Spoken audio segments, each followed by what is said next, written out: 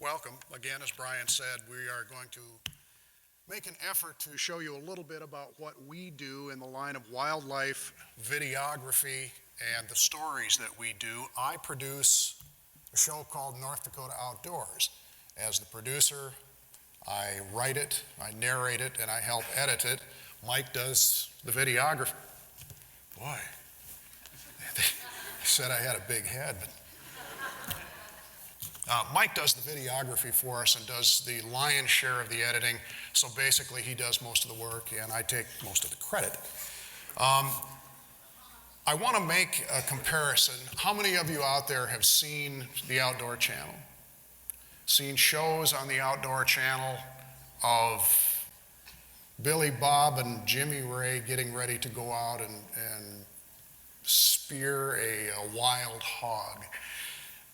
These shows are not so professional, as I'm sure you've probably noticed. And the comparison is that basically Mike and I are very well trained. As Brian mentioned, I'm a former television news director, reporter. I did 6 and 10 anchoring. I studied journalism and communications in college, so I know what I'm doing. Mike has nearly 25 years of experience now. He was trained by a gentleman that had a degree in cinematography from Stanford University. So he, again, is very well trained, too. We are both full-time employees of the North Dakota Game and Fish Department, so we are also well-funded. We have top-of-the-line cameras. We have top-of-the-line editing equipment. We have a vehicle to get us around. You may ask where we get our story ideas. Well, working for the Game and Fish Department, we have a complete staff of biologists and scientists that we work very closely with. Also the game wardens. We get phone calls from them all the time. They are not trained in knowing what a story idea is. As most of you know, sometimes it's hard to come up with, but the basic premise is it's whatever's interesting to you. If we feel it's going to be interesting, we have to put ourselves in your shoes. And if we feel it's interesting to you, we go shoot it, we edit it, and hopefully that's what it comes out like. Enough about us. I'm sure you're really interested in seeing what we do. We brought along some of our finished product. Mike is going to show you what he shoots with and kind of explain how we went about shooting the stories and how we ended up putting them together. So, Mike? Okay. One thing Tom left out is our program runs on 11 commercial television stations around the state as part of their local news. And so we kind of have to cater our equipment and formats to what they can broadcast. So we use 3 cameras really. The Sony XD cam shoots on a Blu-ray disc. It's an HD camera, about 35 meg per second. Just high quality camera, just great camera, good and low light, but everything's manual. No autofocus, no auto white balance, everything is manual on this camera. So if you're out in the morning, sun rising, you're constantly white balancing, constantly black balancing. Your audio levels are, with wireless mics are set up. About 2 or 3 years ago, we bought one of these smaller cameras. And for a lot of what we do, carrying one of these into the Badlands or carrying on a boat, you'll see the first video, you'll see what I mean. But this one's really a good supplemental camera as far as video. Good thing to point out here, Mike. We did a story several years ago. We hiked 4 miles into the Badlands, chasing radio-collared elk. Now, if you can imagine hiking in with that big camera on your shoulder, doesn't work out so well. We have a number of these small cameras now. And last spring, I guess, we got a GoPro camera. And I see Ashley sitting in the back row back there. She was an intern from University of Mary, and she said, "You got to get one of these cameras." Well, she was right. I mean, it's great for underwater video. It's great for, I wear a head helmet, and put these on. We've even recently mounted this in a helicopter when we were moose collaring here about a month ago. So I think, Jim, let's cue up the northern pike spawning. I shot this last week in 45-mile-an-hour winds. I think it was about 10 below zero. It was wet. The water was coming into the boat, freezing on the front of the boat. It was really a challenging shoot, but I ended up using all 3 cameras in this video that Jim's gonna show here. And kind of when you're watching the video, kind of in your mind, what camera did we use when?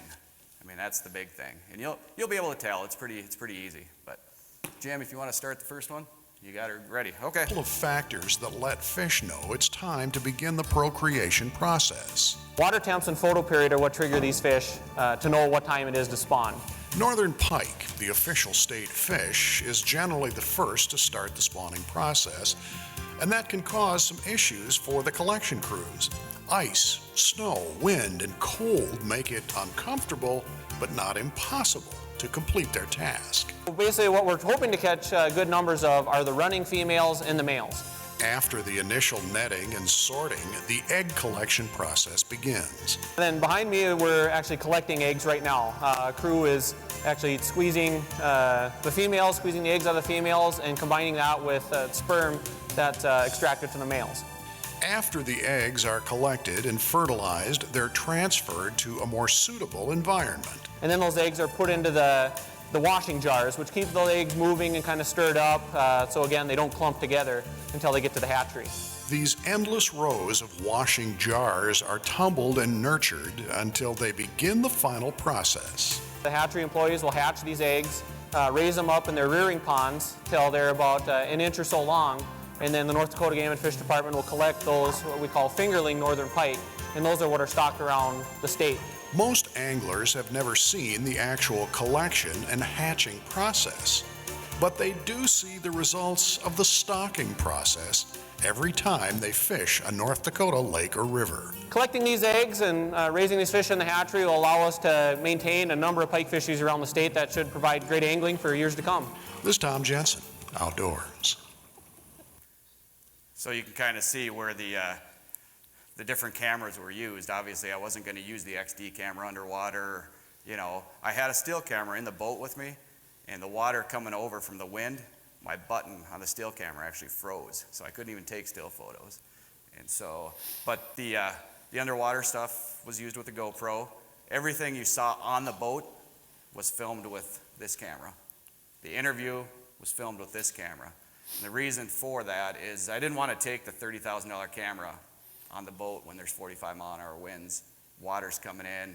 It just didn't make sense, you know. Plus, it was icy.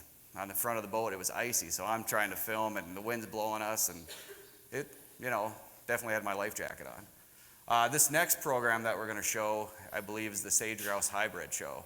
No, sorry about that, Jim. It's mountain lion kittens.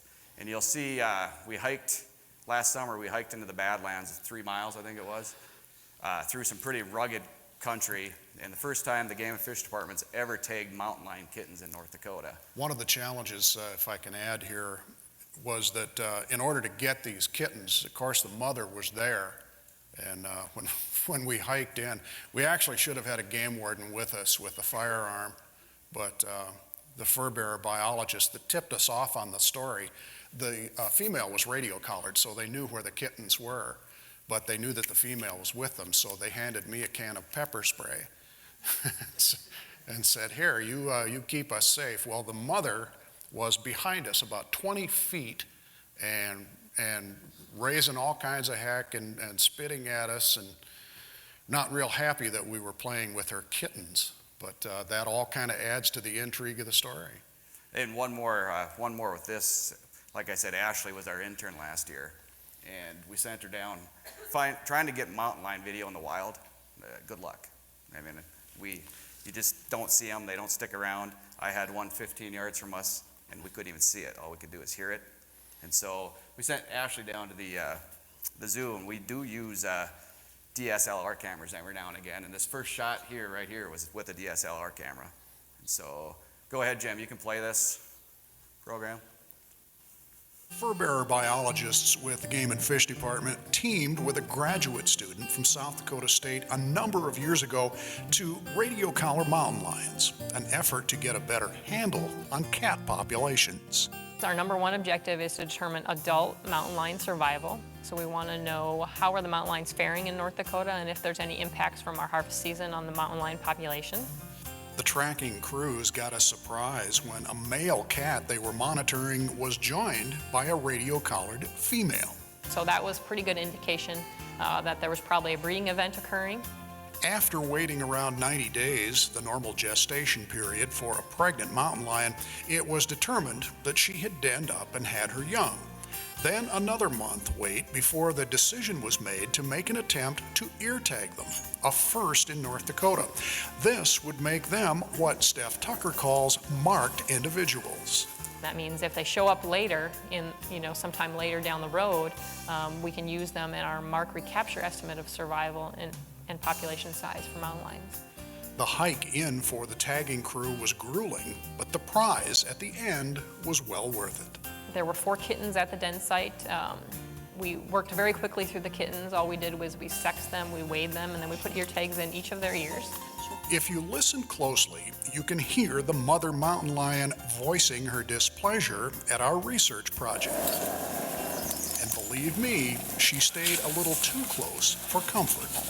She was concerned about her kittens, and so she stayed very close by in the vicinity of us while we were working, 15, 20 yards away, and watched us and vocalized with her kittens and things like that until we were done handling the kittens. Once the work was finished, the female mountain lion returned to her young in a matter of minutes. This is Tom Jensen, Outdoors. One of the biggest challenges that we've had in the last 10 years, is, as everybody has, is a lot of our stuff, we started our program in '95, and we started filming in HD in 2007. You saw the video clip up there where they were putting the collar around the mountain lion. That was actually SD video. That wasn't HD video. And so, but the main hike in, again, we didn't carry the XD cam. I wasn't going to hike up and down the buttes and the Badlands through trees and everything carrying a heavy camera. So this small camera really does, for mobility, shoot decent video. So the next program, that's SD reformatted to HD. Some people put the black bars. I like to stretch it out and make it look like it's part of the video. The next one is this sage grouse hybrid. Nobody's ever taken a picture, nobody's ever filmed this species of bird. And so we got called 3 o'clock, it was like a Wednesday afternoon, and said, from our biologist down in the Southwest, said, you guys got to come down here and film this bird. So we ended up leaving at 3 o'clock in the morning, drove 3.5 hours to Southwest North Dakota, and we got there right at sunrise. Of course, it rained the whole way, so the lighting wasn't the greatest, but we got there, it stopped raining. We filmed this whole video with the XD cam right out the window. If you're considering going into this particular field, one of the perks that we have, and like I mentioned before, we get a lot of cooperation from our biologists, and like Mike said, we got a call from Aaron Robinson, but Mike and I and Aaron that was along on the trip are one of like 15 people that have ever seen this bird. Ever in the world. So. They've only seen 2, and the other one is in the Smithsonian. So. And here this bird was dancing on the dancing grounds of Southwest North Dakota. And so when we pulled up, you get out of the vehicle, the bird's going to fly. It was next to, kind of fairly close to a road, and there was like a little 2-lane section line right next to the fence. So we pulled into the section line and kind of, hit reverse, hit forward, tried to follow this bird. Wherever the bird went, we tried to follow, and guarantee you, if I would have got out of the vehicle, the bird would have been gone. So, go ahead, Jim. Right through each spring and fall, mountain lions live a very secret existence in parts of North Dakota. The mysterious bighorn sheep inhabits the rugged Badlands. But take a look at this. It's a sage-grouse sharptail hybrid, a bird so rare there have only been a handful of sightings in history, under 10, in fact, in the entire world. It's not the first time it's been seen in North Dakota. Upland bird biologists sighted one almost 30 years ago. That one is now famous. We contacted the Smithsonian in Washington, and we shipped the specimen to them, and they mounted it, and it's on display in the Smithsonian in Washington. Documenting the bird's existence with a video camera was a humbling experience. The 4 of us along on the trip are part of a very, very small and select group of people. Probably under 15 people have ever witnessed a hybrid sage-grouse sharp-tail in the wild. Purebred sage grouse and sharptails have very distinct mating rituals. The sage grouse puffs its sacs and performs what is called booming, while the sharptail flicks its tail, stomps its feet, and does its fancy mating dance. The hybrid, however, doesn't have the equipment to properly perform either. And this bird can't flick his tail because he's got more of a sage-grouse tail, but he's trying to do the sage-grouse puff up his feathers and make the noise with the sacs, but he doesn't have those either. It's because of this awkward performance by the hybrid that biologists aren't worried about the bird disturbing the purity of the sage grouse population. The females that would come to this dancing ground would see that bird and probably, well, guaranteed not want to reproduce with that bird. Running across a whooping crane or a mountain lion or a bighorn sheep are rare enough. Finding a sage grouse sharptail hybrid, well, let's just say your chances might be better of finding Bigfoot. This is Tom Jensen, Outdoors. So every single piece of that video was filmed right off a steady bag we have a suburban, out the suburban window. Lighting wasn't great, you know, but what do you do? I mean, you can't control the lighting outdoors. It was neat to film it. I mean, I didn't know what I was getting into. We could have drove down there for nothing, and we pulled up, and here that bird was. So, what about 2 months ago, they transplanted bighorn sheep into North Dakota from Canada, and I couldn't make the trip to Canada, so I sent one of our cameras with, and in some respects, I probably shouldn't have sent anything with, because if you don't hold this camera steady for 10 seconds, you know, so the guy that filmed was kind of going back and forth and up and down, and you'll kind of see, I did use some of the video from them, but a lot of it is when we released the sheep into the Badlands in North Dakota. Go ahead, Jim. We should mention before you started, Jim, we produce these shows for, as Mike said, the television stations, so we have kind of a narrow focus. We get 2 minutes tops to do these stories. This particular story, this bighorn sheep story, we could have taken up a half an hour to 45 minutes, but like I say, we get 2 minutes. We tried to condense everything together and make it as interesting as possible to people, but it's a very mysterious animal and real fun to work with. So. Until about 7 years ago, many of the bighorn sheep released in North Dakota were transplanted from the rugged high desert country of Idaho and eastern Oregon. In 2006, biologists experimented with sheep from Montana. The bighorns were larger, and it was hoped more adaptable to the North Dakota winters.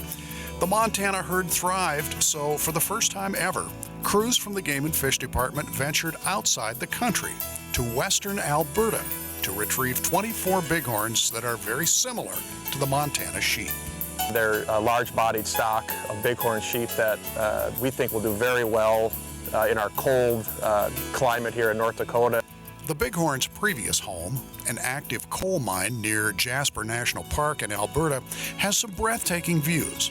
But Weidman says he is confident the new North Dakota residents will adapt well to the Badlands.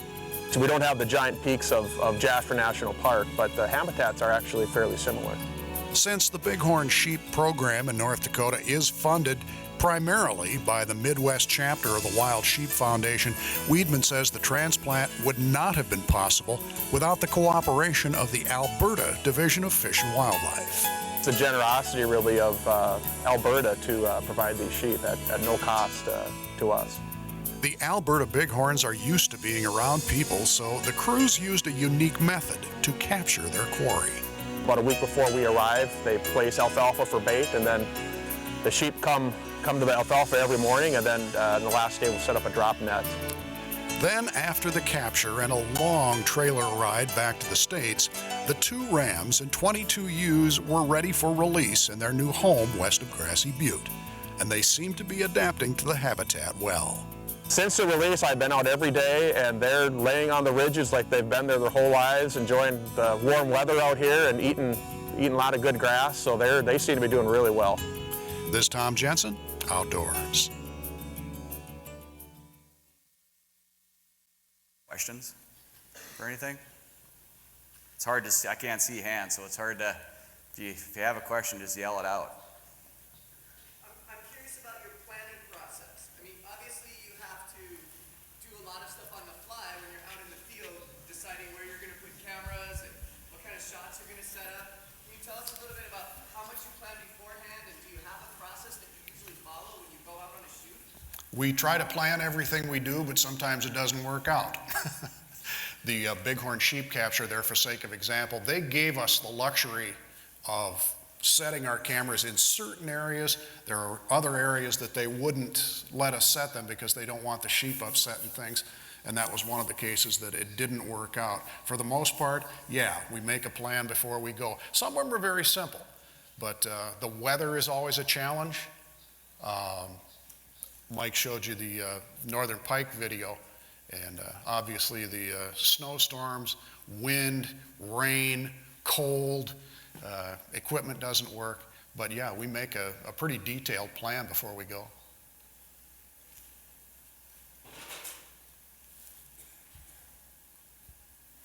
Anybody? How much does the smallest camera you have, the mountable one, which is something like that? That's only about $1,000. And it really does shoot a nice picture for mobility purposes. You know, I can, in low light, like that sage grouse hybrid, I couldn't have filmed that in the, with the small camera. It just, the lens on it, you know, it's your basic lens. And matter of fact, we had an HDV camera at that time, and the light, it was so bad that we couldn't even use any of that video. So the XD cam in low light, I mean, it's the way to go. It's the only way to go. I mean, it was so dark and gloomy that day that the smaller camera wouldn't have got the video we needed. The cost of these cameras is why you're seeing such an explosion in these outdoor shows. Locally, the Ultimate Outdoor Adventures guys locally do a very, very good job. They're very professional at what they do, but the cost of these cameras, anybody with $1,000 can buy one of these cameras and find a place to show it. The local television stations will accept their dollars. It's getting a little more difficult now because the advertising dollars are getting a little more spread out. They're a little more thin, so a lot of the shows don't make it on, but anybody that can afford a camera can make a show. What channel is this show on? Locally, it shows on KXMB, KFYR, well, both the NBC and CBS stations in Bismarck, Minot, Williston, Dickinson, Fox in Fargo, and WDAZ in Grand Forks. And CATV, Dakota Media Access here in Bismarck. So they run it Saturday mornings, but every other station runs it as part of their newscast. Matter of fact, the Northern Pike show will be on Sunday night on KX. It ran Tuesday night on KFYR. If we didn't do a professional job, they wouldn't be as apt to run the product. You know, it has to be broadcast quality. We just finished our 1000th show here in mid-February. We started the program in October of 1994.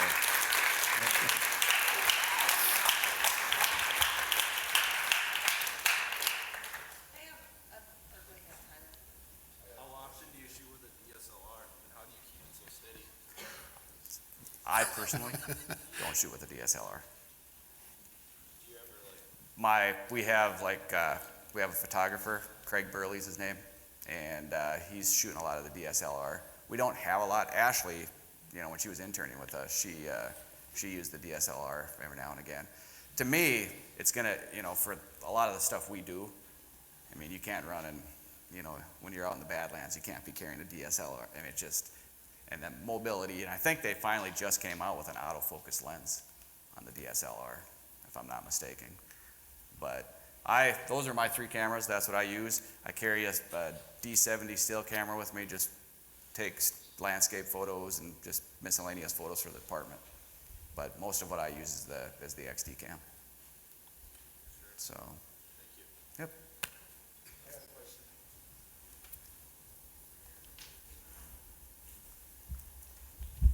Good morning. My name is Jeannie Clay. I'm with United Tribes Technical College. My question is basically more about audio. I do a lot of outdoor filming as well too, fishing stuff, things like that. But one of the huge problems that I always run into is capturing great audio with the North Dakota wind. It's just, you know, a lot of my like sound is really muffled How do you guys deal with that? Because I've noticed on the video that we watched, there really wasn't a whole lot of wind. Is that like post or? Well, does that you'll work? notice a lot in our videos, I don't have a lot of natural sound because of that wind. That's probably my biggest challenge of filming in North Dakota, especially when we do a weekly webcast also, and Tom's the host, and then we usually have a biologist, and you know, you got the lighting to deal with, the sun, for 2 people, 2 cameras, and you got the audio to deal with, and they're never in the same, you know, you always got them. You know, they're going against each other, I guess. Typically what I do is I tried to hide the mics underneath the coats, and that's about all you can do. You know, sometimes we'll park the vehicle to try to block the wind, but the wind is the number one challenge that we have. I mean, and if you have bad audio, well, your video, I mean, you gotta have both. You gotta have both good video and good audio when you're doing interviews and stuff. So. If we could find wildlife that lived indoors, we wouldn't have that problem, but that's kind of the way things go. And there's times, you know, we go out and film wildlife, or go out to try to film wildlife and don't get anything. Sometimes the best thing you can do is just drive down the road and, you know, there's a pheasant or there's a deer, and try to film it that way. This last video that we have is kind of unique. When we collar these animals, we hire a company out of, I believe, Denver, and they won't let us in the helicopter. Liability. Right. However, they will take my cameras. You know, they'll take a GoPro and they'll take this small camera and they'll do what they can for us. But go ahead and play the moose video, Jim, and they really did do a nice job also. It probably sounds like the beginning of a good joke. How do you tackle a moose? Well, if you're waiting for a punchline, there isn't one. This crew of experienced moose wranglers fitted 40 cow moose in northwest North Dakota with GPS radio collars. Net gunned them from the helicopter, and then they had a 2-man crew that, once they got nets over the cows, got out and were able to handle the animals to get them down to hobble them and blindfold them to get the collars on. Jason Smith and his crew had the responsibility of actually spotting the moose beforehand in the rugged river bottoms near Williston. We found the moose for them. We had done a survey the week prior, and then we were out there providing support from a fixed-wing aircraft. The GPS collars will help game and fish biologists better manage this largest of North Dakota's mammals. Basically looking at seasonal movements, cost-specific mortality, reproductive, survival. Once the capture crews had the moose stabilized, they drew blood to see if the cow was expecting. Determining pregnancy, testing for pregnancy to see if the cows are bred, and then we'll also do a general health screen on the animals as well. Smith says tracking via GPS will hopefully help biologists understand why the moose are moving into new areas. We're seeing more moose found in the northwest part of the state, which would be considered non-traditional habitat for them. The northwest part of the state isn't the only place moose have been sighted in unexpected places. Most areas have a moose or two wander through from time to time. This is Tom Jensen, Outdoors. Some of that was shot with the GoPro, some of it with the small camera. The interviews I always shot with the XD cam. So that's pretty much all the video programs we have. We definitely want to take more questions if you guys have more questions. I guess, how much time do we have? Still good? Okay. Yeah, we got plenty of time yet. Okay. So, Yes. I just have one more question. When you collar them with the GPS systems, the mountain lion and the moose, and you're just trying to get a handle on the population, you said, and Right. the migration patterns and where they're coming from. Some of them, And how many do they do? What percentage of the population do you do this with? as many as we can, and as many as we can afford. Those collars are expensive. So they budget for as many as they can. Some of them, it isn't all population control and things like that. Some of them, in the mountain lion's case, they want to track, see where they're going. They want to see what they're eating primarily. I shouldn't tell you this, but they do eat bighorn sheep from time to time, and they want to find out, you know, if they're eating mule deer, if they're eating bighorn sheep. So their feeding habits, the kittens, the populations, that's how they set their seasons if they have a population explosion and things, so yeah. Okay. What the callers do is they send a satellite, signal to a GPS satellite, and that sends it back to our computers. And so we can set it for every 3 hours or every 2 days, and we can track the movements of where these animals are. You know, and so that's how we knew where the kittens were. And we just didn't stumble across them, you know. So, any other questions? This might not be the most sensible question, but why do they just run away, like after the moose is away? Isn't that dangerous? You know, anytime you're dealing with wildlife, you don't know. We try only to collar things that are small. Like with the mountain lion kittens, I was the oldest and slowest, you know, so I was the first to leave. But no, I mean, it's one of those things where, yeah, I mean, they have the helicopter right there, and I think these guys they go from state to state, and so I think if that moose was going to come at them, that helicopter would have, you know, probably tried to chase them away. So. What's the scariest shoot you've ever been on? I think the mountain Hear lions. that story. The mountain lion, I think. Probably the mountain lion. I can tell you the whole story with that. Is we get there and the mama's in the den area, and so runs north down the hill, and then we're collaring. I think there's 4 kittens. We collared 2 of them, and we had a guy watching. He looked back, and mama's 10 yards behind us through trees. I mean, 10 yards. I mean, through thick trees, so you can't see. You know, you can't see anything. And the mountain lion biologist is pretty calm. Just stay calm. Let's continue to do our work. Make lots of noise. One of the guys there was just yelling out words, yelling out names, whatever, you know. And then Mama came around the other side to the west behind me, and they could see, like he was down, and they could see, and we just sat there and got the last 2 kittens tagged, and we couldn't have been out of that nest, or out of that den area for more than 30 seconds, and that mama was back in there. If I would have known what I know now, they were going back in the next day to check, I would have left the GoPro camera, but I didn't know that at the time. You know, I could have mounted the GoPro camera on the den site somewhere, and we probably would have had some awesome video. How many people have used a GoPro?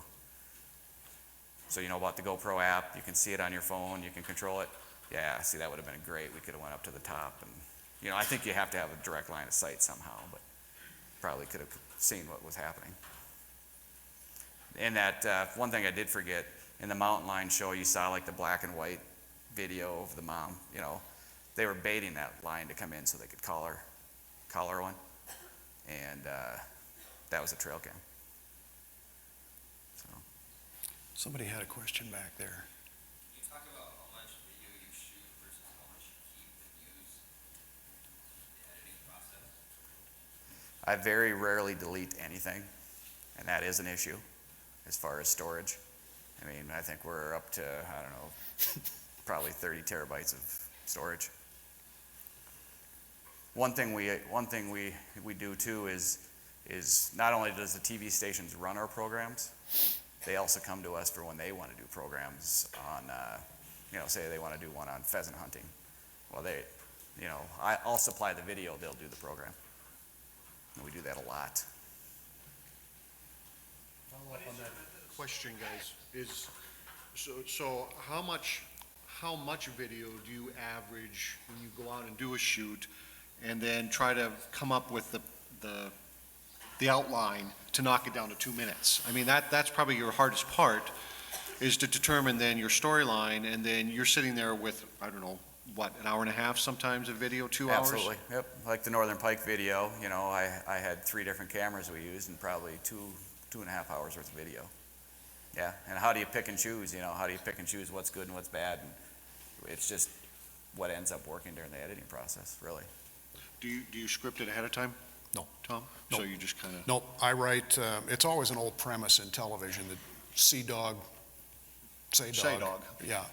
So I log the video, I log the interview, and then write. Okay. So I know exactly what I've got to work with. Hey, Jim, maybe you can play some of that miscellaneous wildlife, just keep the audio down. And I put a bunch of different video together, if we have more time. there's no audio, so we can continue to ask questions and stuff. We're okay. Any other questions? I have a question regarding storage. What is your, for everybody else here, what is your chosen method of storing, archiving all this footage so that you have ready access to it when you need it? A lot of it is right up here. I feel sorry for the next guy, but you know, that is an issue because we do 2 programs a week. We do the weekly 2-minute segment, and we do the webcast, and then the week's over, and we start over.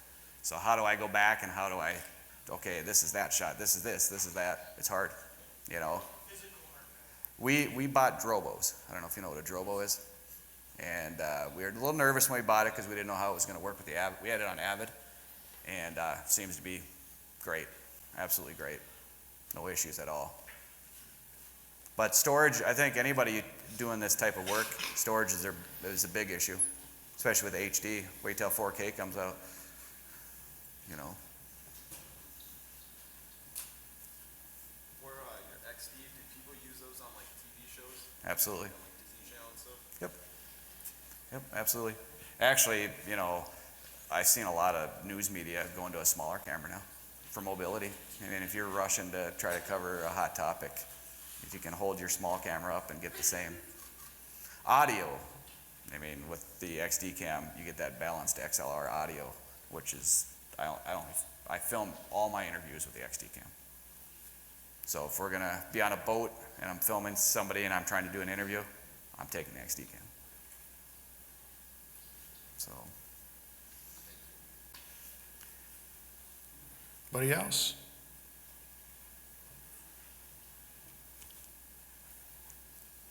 That's it. All right. Thanks for having us.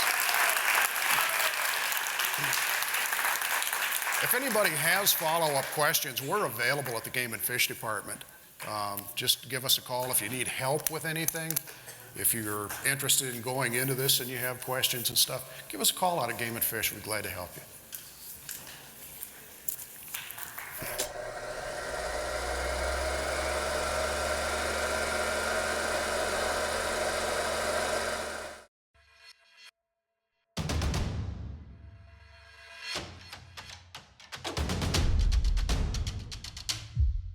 View this program again at freetv.org, on Community Access Channel 12, or order a copy, info@freetv.org or 258-8767.